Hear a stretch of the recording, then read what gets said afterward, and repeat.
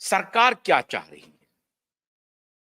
अगर सरकार वाकई में ये चाह रही है कि निवेशकों का पैसा लौट जाए, तो ये, जैसा मैंने आपको कहा, कि चुटकी में इस समस्या का समाधान हो जाएगा।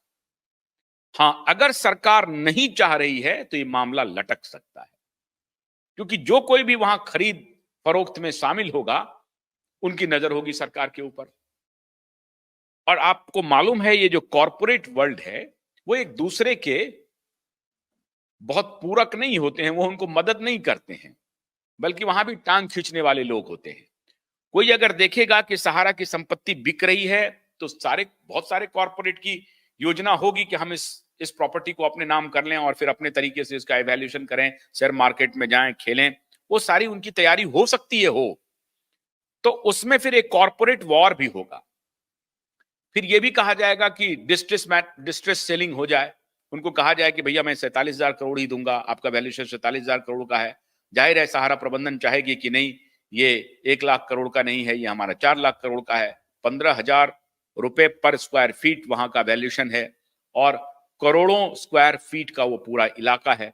ऐसे में जो टोटल जो वैल्यूएशन अभी बनता है आज के दिन में, वो 4 लाख करोड़ से ज्यादा का वैल्यूएशन बनता है अकेले एम्बी वैली का। लेकिन अगर आप इसमें ना भी जाएं और सरकारी वैल्यूएशन को ही ध्यान में रखें, तो 47,000 करोड़ का तो सरकार ने वैल्यूएशन किया हुआ है 3-4 साल पहले। तो इसका मतलब है कि प्रॉपर्टी के दाम घटे नहीं और बढ़े हैं, घटने का तो सवाल ही नहीं है। तो अकेले एम्बी वैली 1 लाख करोड़ कम से कम दे सकता है। अब 1 लाख करोड़ के बायर कौन है मार्केट में? बहुत सारे बायर हैं मार्केट में जो टुकड़ों में खरीद सकते हैं।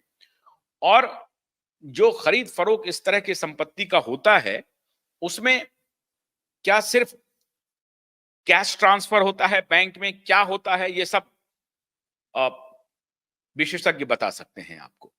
मैं सिर्फ ये कह रहा हूं कि ये 1 लाख करोड़ की संपत्ति बेच करके पैसा दिया जा सकता है। लेकिन जैसा मैंने आपको बताया कि इसके लिए एक कि सरकार की नीयत, और दूसरा सहारा प्रबंधन में जो सबसे बड़े मुखिया हैं, उनकी नीयत तो देने की है, लेकिन कुछ लोग ऐसे भी हो सकते हैं जो शायद नहीं देना चाहते हों।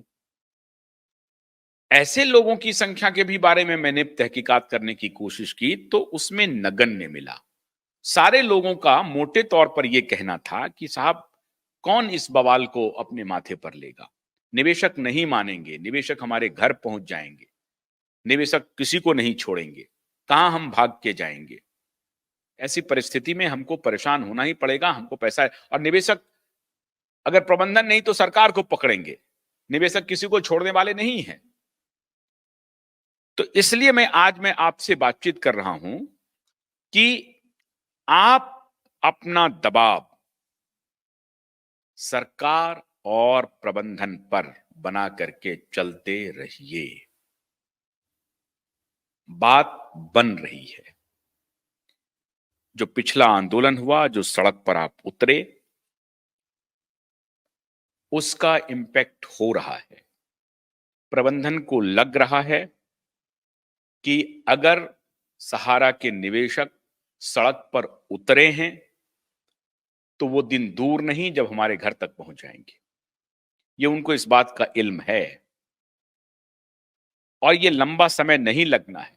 निवेशक परेशान हैं, उनके पास कोई ऑप्शन नहीं है, वो जरूर सड़क पर निकलेंगे।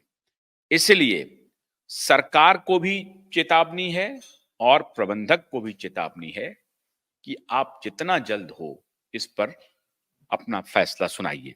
अगर कोई निवेशक बंधु हमारे साथ जुड़ना चाहते हैं तो प्रभात आप उनको जोड़ सकते हैं, अगर कोई है तो उन्हें जोड़ सकते हैं। अच्छा, भोलानाथ का ब्रश कटर एक बैटरी से चलने वाली मशीन है जिसका चार्जिंग समय 3.5 घंटे है। इसे हम 6 से 8 घंटे बिना रुके चला सकते हैं। एक बार चार्ज करने पर ये 16,000 स्क्वायर फीट गेहूं, चावल, बजरा, जोबर के खेत काट सकता है, जबकि इसी कार्य को पेट्रोल ब्रश कटर 1,000 रुपए पेट्रोल का खर्चा करता है।